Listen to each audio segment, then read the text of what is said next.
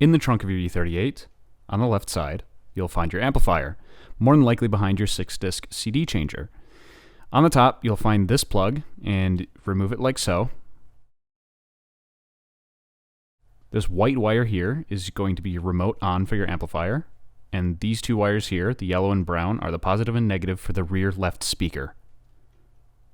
Cut them all, strip them. If you split your own RCA cable, the unshielded side will be the negative side and the shielded side will be the positive side.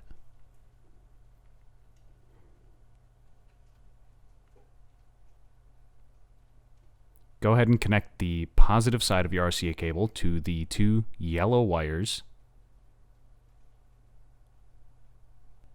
and the same with the negative side to the brown. Blue is the universal color for the remote on for an amplifier, so I connected a blue wire to the white wire on the amplifier connector. And on the opposite side of the car, near the battery, under this cover, there's a stud that is connected directly to battery positive, that is not fused or anything, that I like to branch off of for power for my amplifier.